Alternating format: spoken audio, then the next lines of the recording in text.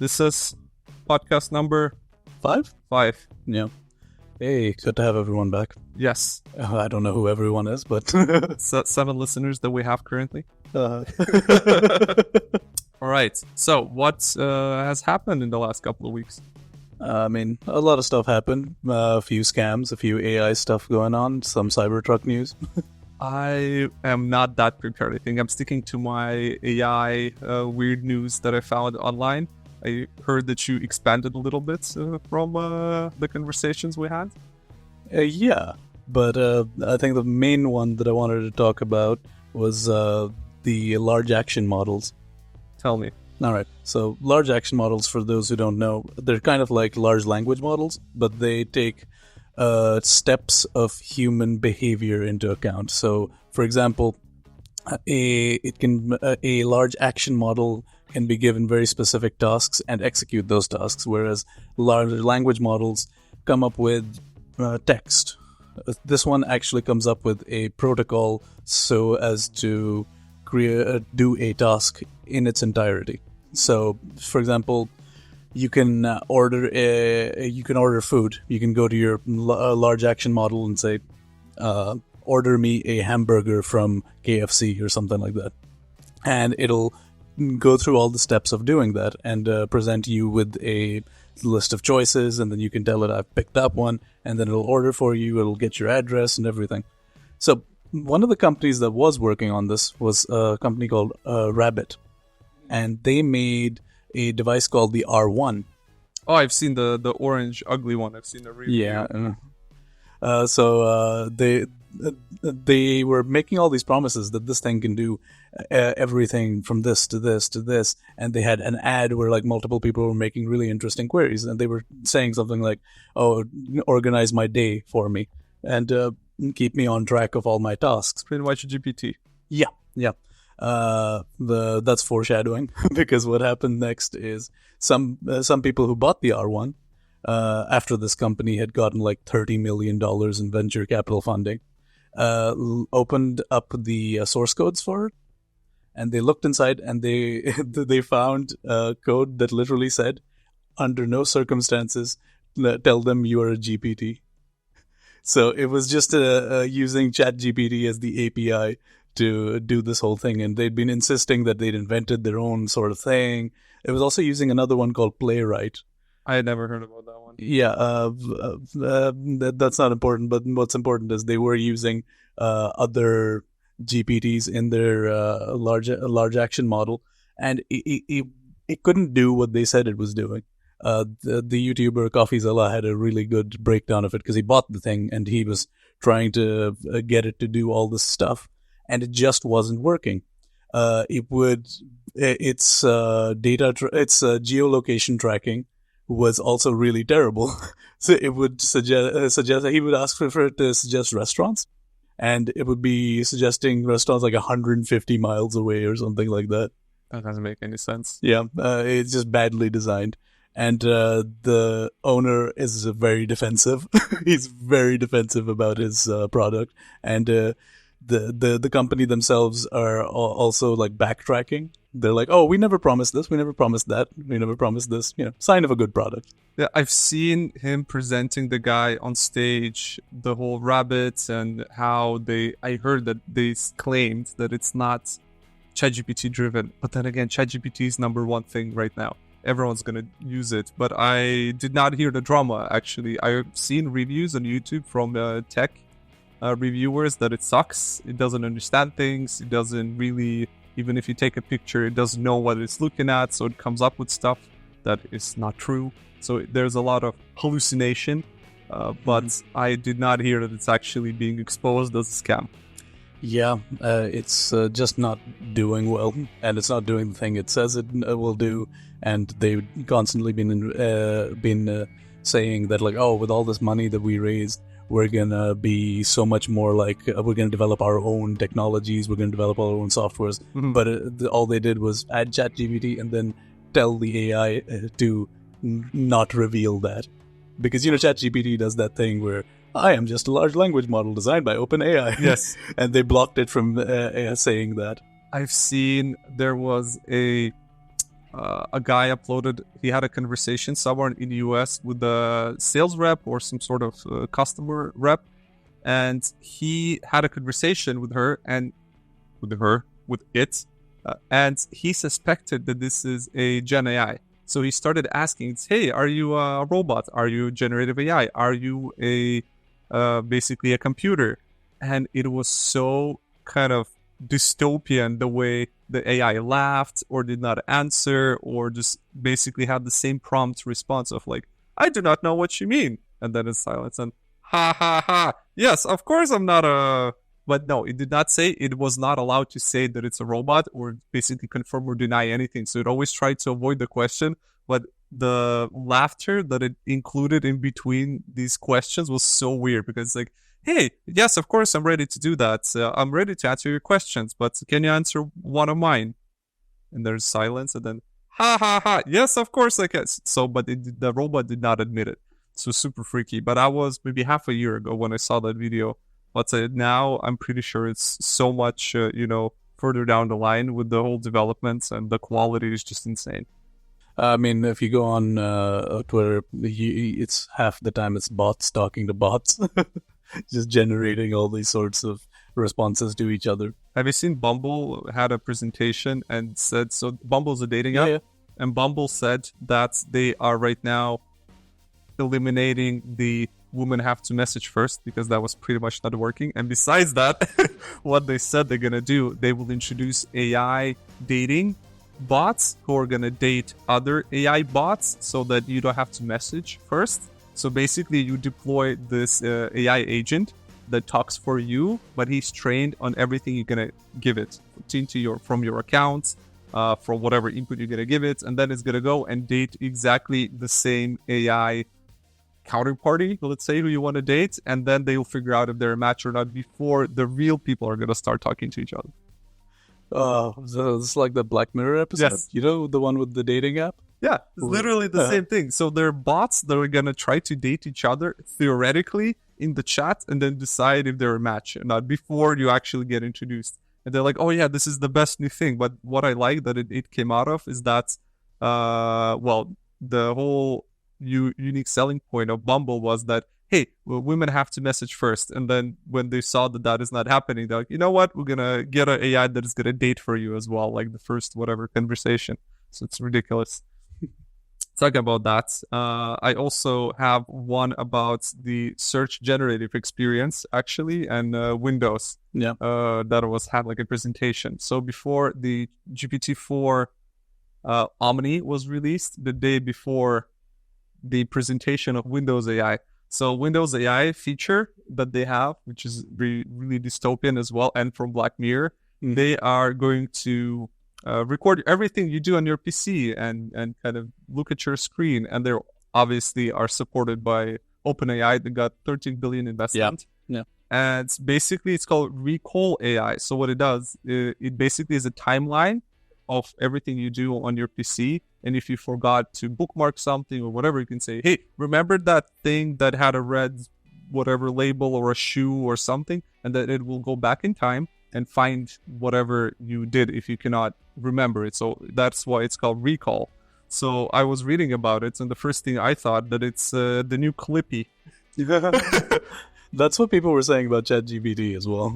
Yeah. That was the first comparison. So this is a new Clippy that is going to tell you in Microsoft Office what you have to do. So that was a bit weird. But I also feel, for me, that's a big security concern. Yeah. I'm like, what if someone hacks? Of course, they said, oh no, it never leaves your PC, which probably I would not trust it. It's like, oh, it only stays locally. You can delete it, or you can select you're not going to track it. So we have to trust that that's exactly what's happening. Maybe to some extent, I would believe that would be a huge risk, security risk in European Union as a GDPR thing. But outside, I'm pretty sure in the US they're going to track down everyone and everything that they do on their screen. It's if Google can get hacked and all the sort of celebrity photos that got leaked like 10 years ago, if that can happen, anybody can get hacked. That's true though. So it's very dystopian as well, and it's literally, there was a Black Mirror episode when they had these lenses in their eyes. And I remember the guy went for an interview, and then he would like backtrack in the interview who did what notes they took. You could zoom in and see. It's basically that, recording all the time, everything. Yeah. Even aside from that, now that you mentioned AI and security and privacy, did you hear about the Scarlett Johansson thing? Yes. I loved it. I don't like that she didn't want to be part of it, but also I've seen a guy on the same topic of dating as well, like literally connected. The guy on YouTube, he basically had a conversation with ChatGPT, and he said, "Hey, how do I look?" And the ChatGPT goes, "Oh, you look very nice." And then he puts a hat, and he's like, "Would I go to an interview like this?" It's like, "Oh, haha, maybe you should take off your hat because it's too confident." So it's basically he was dating, or ChatGPT was acting as a partner while he had it on camera while he was filming himself, like with the selfie camera. And then the ChatGPT responded to everything that he was asking based on his appearance. So basically, ChatGPT analyzed and said, "Oh, you look like you coded the whole night. Oh, you maybe should not wear that hat." Or like, "Yeah, you look nice. Maybe you need to fix your hair." What? And imagine now, like, you can download an app that is going to be your digital girlfriend or something. I don't know. It's I mean, so weird. they're really leaning into that. Sam Altman loves the movie Her, and so much so he wanted to create an AI voice for ChatGPT that was Scarlett Johansson's voice. He approached her and said, for anybody who doesn't know, he approached her and said, "Oh, we're doing this. Would you want to collaborate?" And then they created the AI anyway, even though she said no. And then she's like, "I'm gonna sue these guys." I think she did. I don't know if it's already passed in court, but they did send a cease and desist. Oh my god, it's ridiculous. I love it, but it's ridiculous. It's also scary. It's also just like, whoa, guys, you clearly already made this thing, and then you when you didn't get permission, you just pushed it forward anyway. Maybe they thought it's gonna fly, or she will like see how impressive it is, and then she would. This is a general thing with tech bros. They just never see how somebody could say no to their ideas. Fair enough. Talking about weird things, I have two pieces of news. One, it's about as well the search generative experience right now. So SEO on Google, and how they're releasing right now testing. So what it does, so everyone obviously Google's the simple way. You just log in, you see if you use Chrome. It's like, hey, the first thing you see is a text window. You input something, you get your results. But all the results that you get right now are written by people who are, let's say, how you are a copywriter. You know, you put a lot of time and effort to research, or journalists. You have your reputation on the line. But this generative AI, it basically pops up the box on top, and it generates all the answers you discovered online. But the thing is, this search generative experience changes all the SEO goes through the window. That's number one. Two, it's going to be even higher than the paid search, right? So it's also going to be higher. So now paying on Google would be absolutely useless. Three, what's the quality of that output? The quality of the output is ridiculous.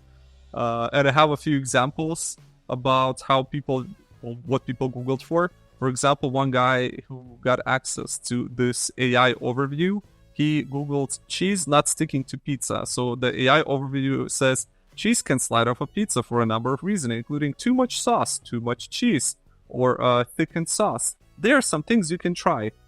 So here's the proposal. Who's going to read one bullet point for you? Mix in sauce. Mixing cheese into the sauce helps adding moisture to the cheese and makes the sauce dry out. You can also add 1/8 of a cup of non-toxic glue to the sauce to give it more thickness. And then that's, first of all, ridiculous. Two, maybe someone who's not the brightest cookie is going to go and actually do it. Or if you're, I don't know, like a stupid teenager, and you might like, oh, I'm going to try to solve this issue. And the guys went back and tried to backtrack where this answer came from, where it generated, because it has a small as well box below that shows the sources. Yeah, exactly, the source.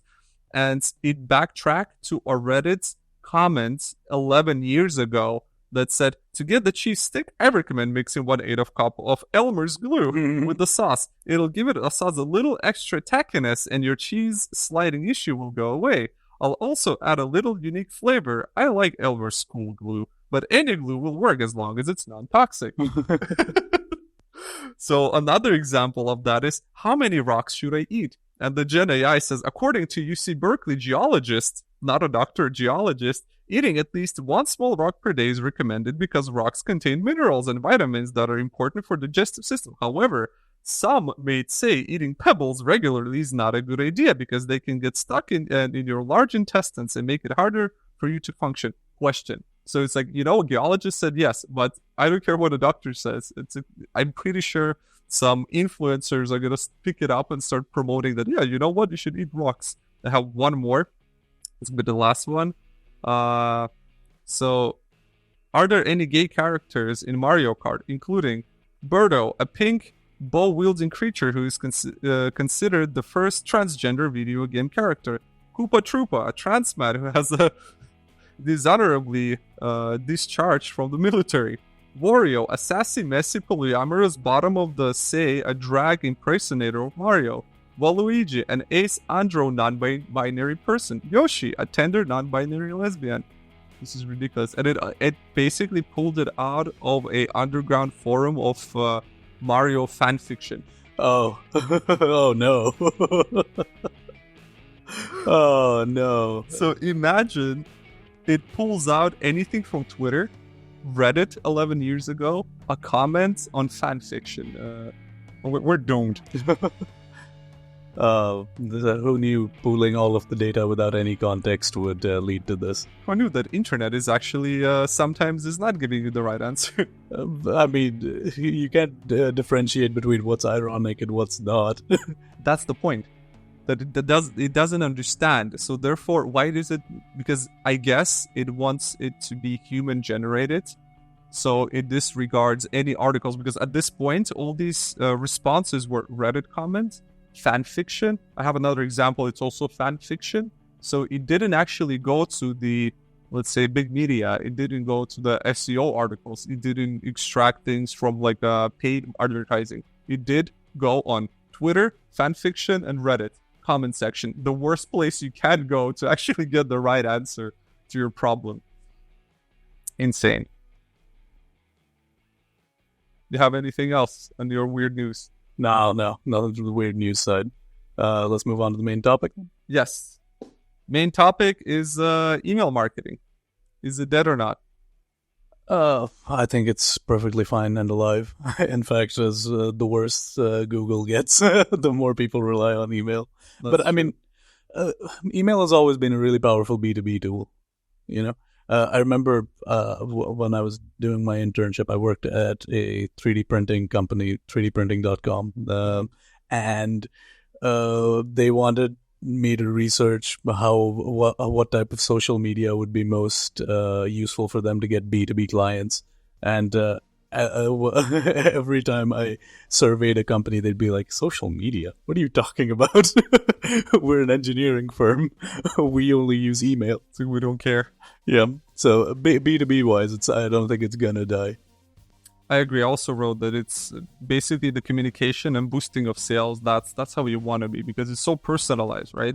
And the thing is, you can now, it's continuous communication, and I think why the narrative was born, I don't know, a few years back, or maybe I think it's for the last maybe 7 years, that the email marketing is dead because laziness. That's my response. I think people are just so lazy to make it personalized, because if it ends up in your mailbox, it's very targeted to you. Two, if it's spammy, you're ready to say, oh, it's not really for me, it's not personalized enough. So lazy people are just saying that, hey, email marketing doesn't work, because it is actually obviously has the best engagement, because you know when who clicked, what they clicked on, it's traceable, trackable, you understand the behavior. It also uses some sort of authority pretty much to get into, like if I get into your email box and you know me, that means we have a little bit more, let's say, sensitive conversation, and I can actually, communicate directly with you. So my hypothesis is that this happened because marketeers became very lazy to write very personalized emails to a lot of people that actually would generate something. So they just spam and make it a numbers game rather than a more high quality, effort like a job that actually takes a lot of effort to do. Yeah, there's also a lot less.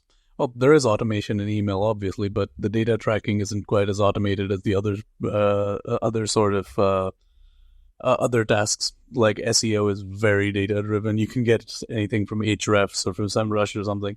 You can try like SurveyMonkey and stuff like that, but at the same time, what was the Mailchimp? I'm thinking of not SurveyMonkey, Mailchimp.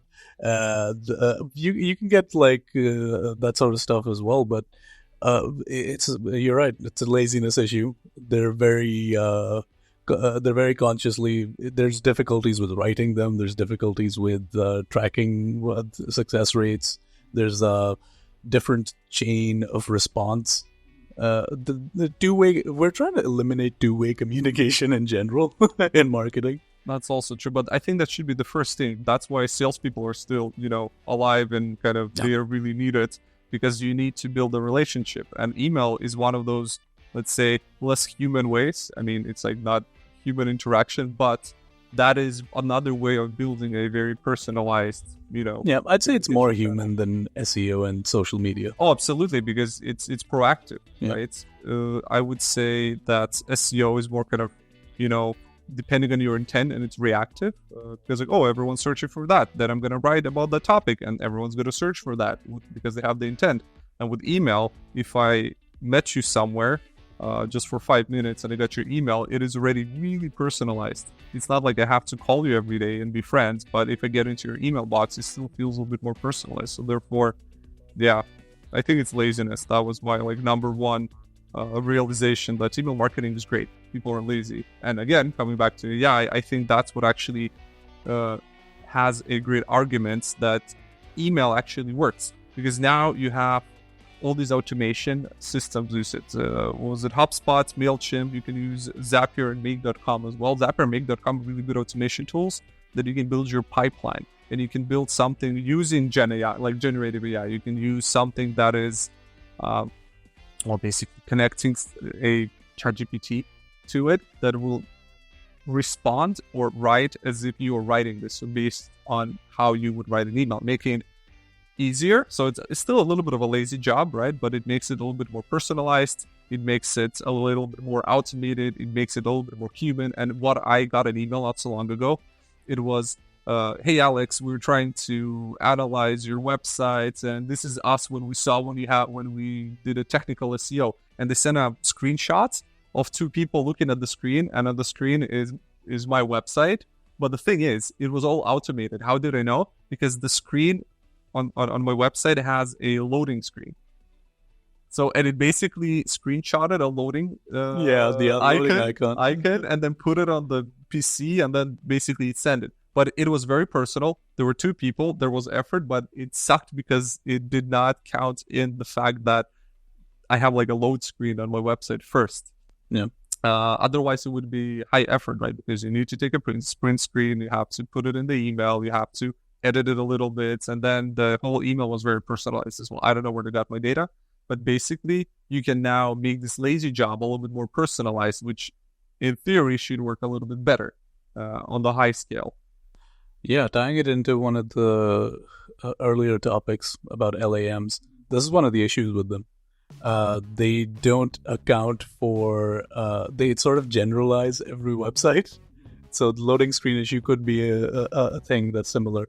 Like if you change the interface, LAMs stop acting. So at some level, you have to not automate certain things. Just do the job. That's true. But in this case, how the argument would be why email marketing is not dead is that it's dead for people who are lazy, don't want to really personalize it.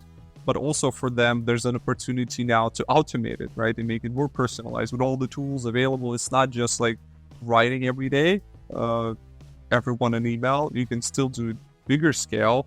I don't know if you have subscription base, if you have a newsletter, you can make that even more personalized, which makes the quality higher. Therefore, you have a better engagement and you kind of build a better database of people based on that engagement.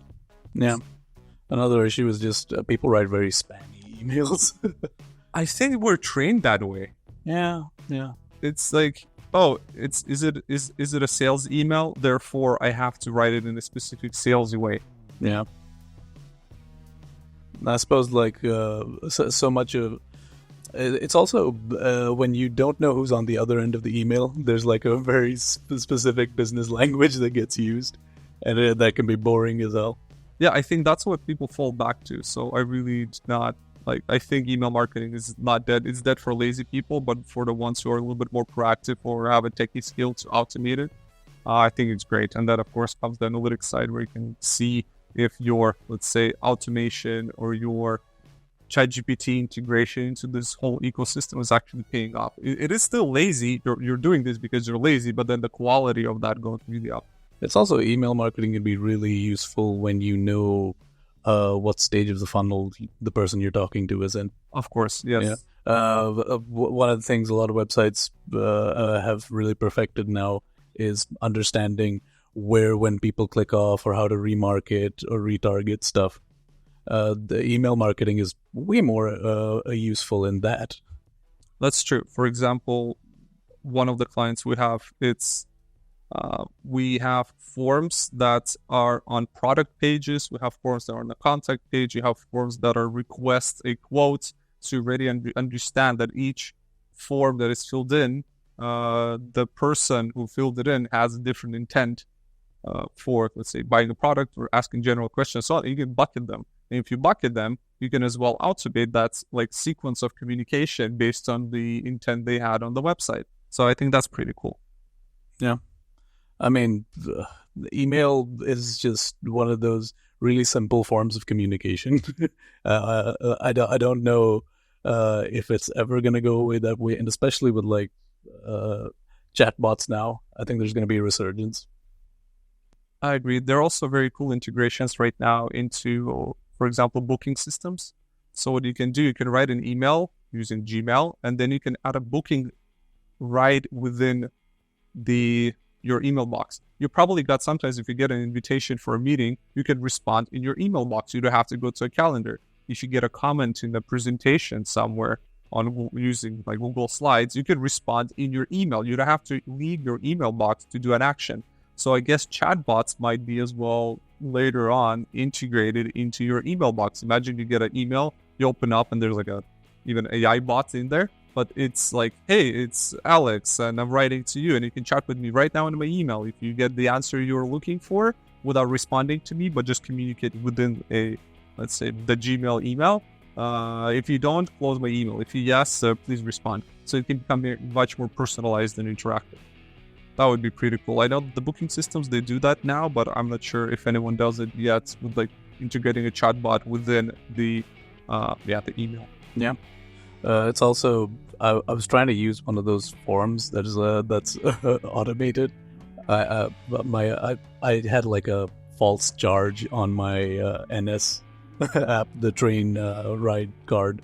And they charged me a bunch of money that they really shouldn't have, because I went in and out of the same station, but they charged me anyway. All right. You know, and I was trying to use the chatbot, and it was the most excruciating experience. It just was not giving me anything, so I just emailed them, and it was so much easier. Yeah, but they're trying to eliminate the first level of support, but that's where it starts, right? They try to eliminate the first level of support. For some people, it's like, I cannot find this button, right? And then once that gets better, they will eliminate the second level of support. And when that gets better, maybe the email is going to be also auto-generated response, and then you don't have to write it, but then there's going to be like this guy on the other side who's going to be sitting, send, approve, disapprove, approve, disapprove. Yeah, I don't know if there's going to be some growing pains with that. I'm pretty because sure. The number one thing every company suffers with is customer service. Yes, especially your shitty product like Rabbit. We're not getting this sponsored by them, so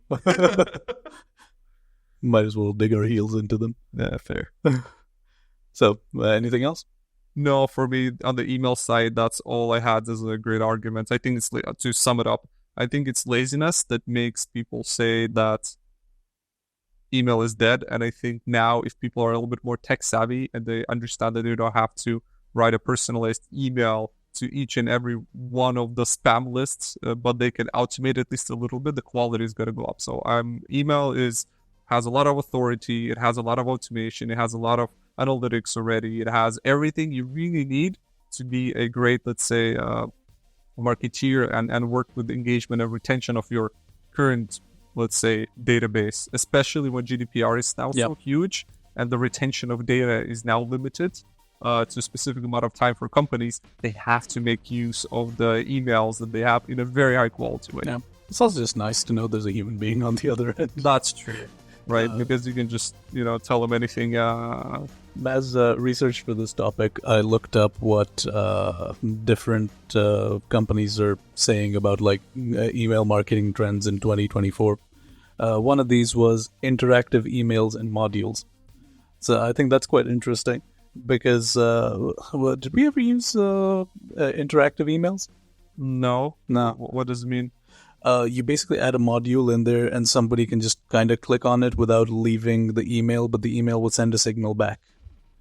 So, for example, if you know how you can just sort of certain companies will have a little button and you press it, but you without actually leaving Gmail or something, it'll just complete a task.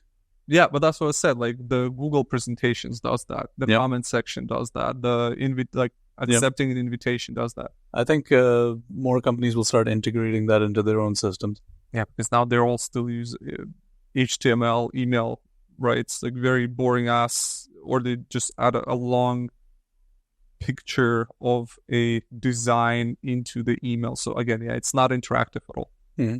Another warning from an expert was a tougher stance on senders not following best practices will lead to more spam folder placement for the bad guys and some of the good guys. Mm-hmm. So basically, a series of best practices needs to be sort of resolved by each company so that they don't get tagged and their email just gets put into the not seen column. Yeah, that's also true because a lot of companies, they have these filters set up, not, let's say, because you can set up a filter based on your email client, or you can set up filters on the server side or the company side. So the whole company, for example, hey, we have a blacklist of companies that we don't want to get emails. So if you're a good guy and work in a company that is blacklisted or got into a spam list for some reason, and your company has a security standard procedure that they just apply it, then you're never going to get into, let's say, the specific company to sell your stuff because you're on a not to-do list or blacklist because you didn't follow specific standards or recommendations. Did you ever receive one of those emails that goes, dear, insert name here? Yes, of course. That's like a beginner's sloppy email. Everyone has that, yeah. I received a few of those. One time I received... More than one time, I've received some sort of mass email, but it calls me doctor. Oh, nice. I'm like, ooh, added another degree on me. I get not the doctor. I also got like insert first name. I like when they sometimes send it and you can see the whole BCC list. Yeah. It's like, hello, we found you specifically for our product. You're gonna be a great fit. You go to BCC and there's like 1,000 names. Yeah, 1,000 emails of like business at info or info at whatever. Yeah, so this is the sloppiness. This is the sloppiness I'm saying. These are the guys who are like, email is dead. Yeah, because you don't put a lot of effort in it. Yeah, those were the big ones that you usually see. The rookie mistakes and not setting up best practices. So you have a joke? Yeah, I got one. one. You go first now. Last time you did not have one. Yeah. What kept the atheist insomniac dyslexic up all night? What? He was wondering whether there really was a dog. Okay. That one as well. What is the worst combination of illnesses? Dementia and diarrhea, because you're running, but you do not remember where to. That's a bad one. Horrible. Yes, thank you, everyone. I hope we're going to get more than 7 listens at this point, but feel free to join us the next time.